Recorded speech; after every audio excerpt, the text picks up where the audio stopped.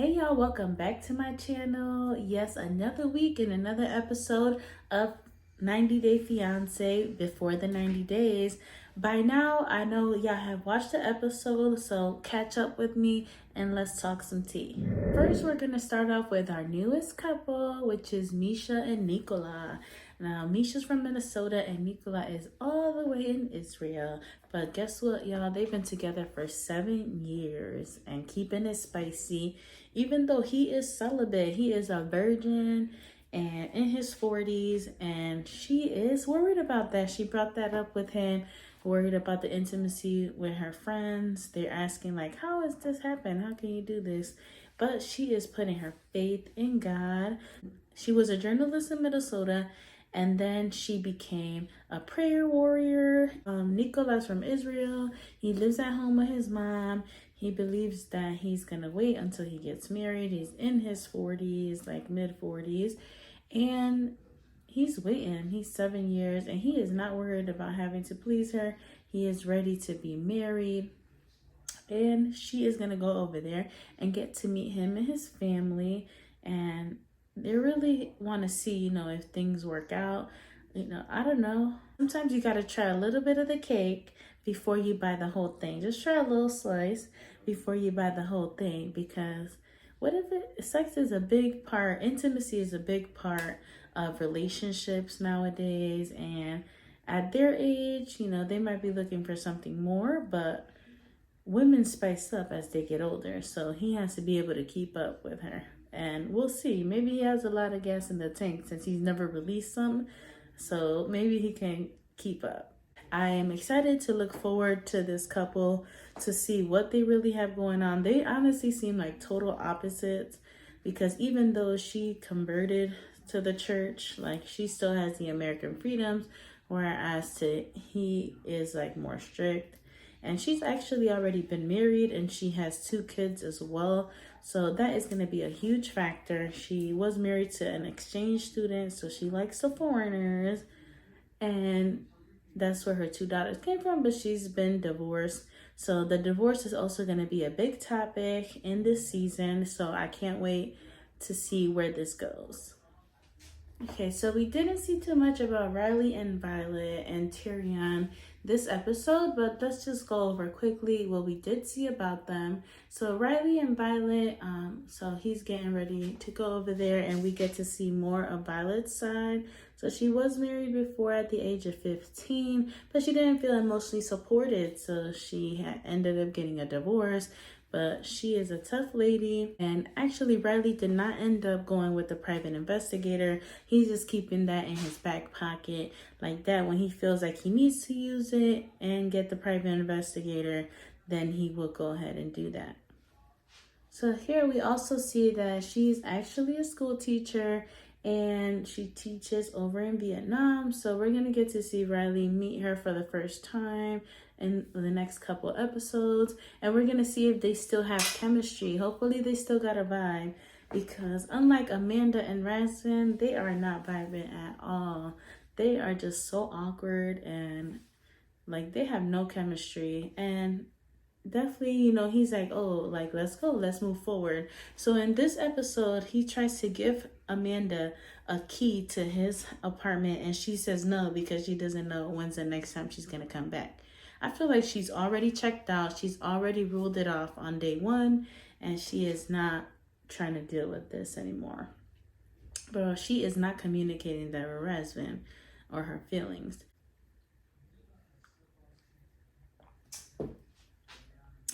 So Razvan ends up telling Amanda that he applied for a tourist visa and he got approved and he's actually going to be coming to America in a month. And she was not expecting that. She was not ready for that. She's like, no, I got to tell my kids. Like, how is it going to feel? I honestly feel if you really love somebody and you literally just traveled to Romania from the United States to see him, like, literally your thoughts are like, y'all going to be together. And I understand her reservations with telling her kids and everything. She should have already done that, because these kids is asking questions and stuff like that. They already know, You know, it's always best to be honest with your children about what's going on. And who knows, they might be happy for her. But because she's never brought up the subject, she doesn't know how they feel. And she thinks they're just going to be negative about it. But I think that happens the more you hide things. So I hope they really get to fix it.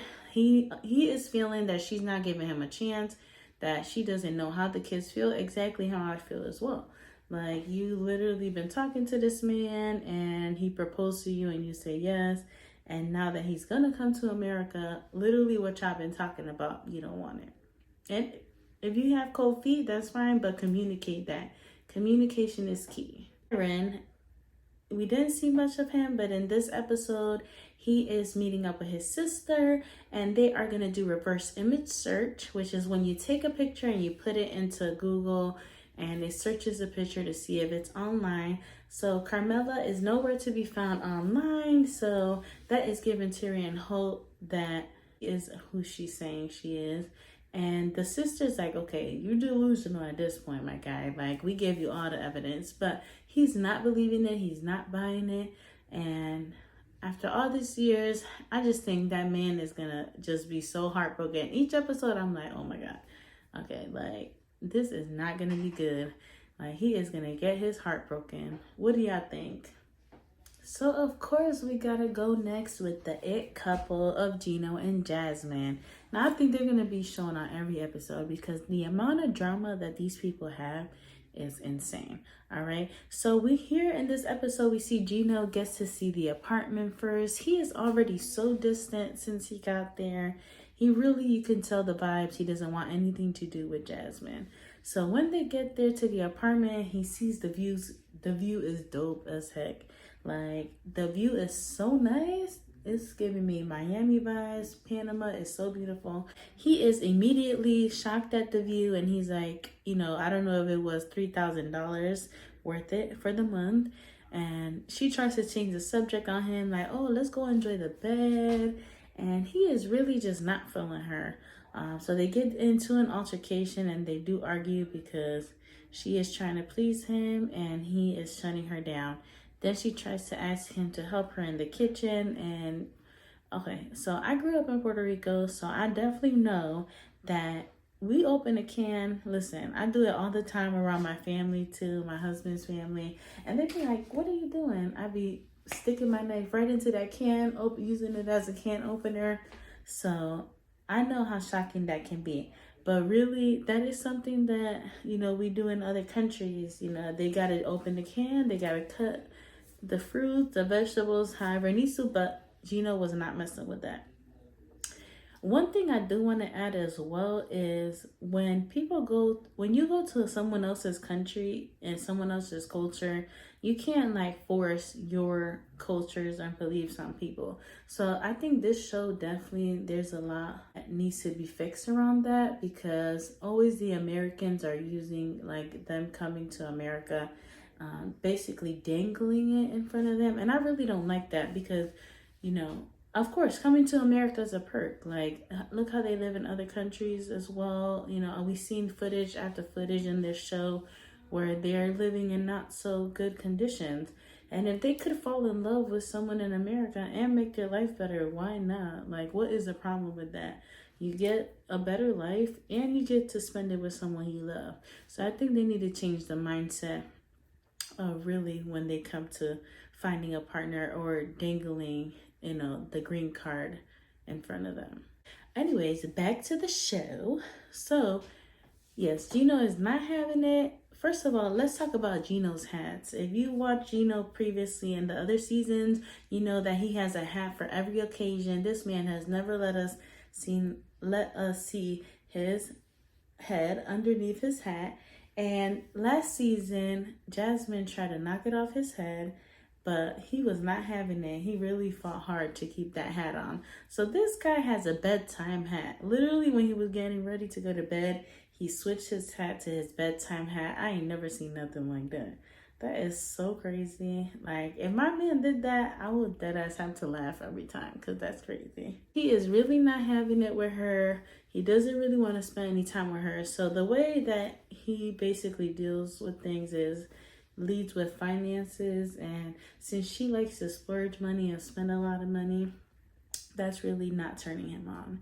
So we are going to see Gino bring up the prenup, and hopefully in the next couple episodes. We got to stay tuned.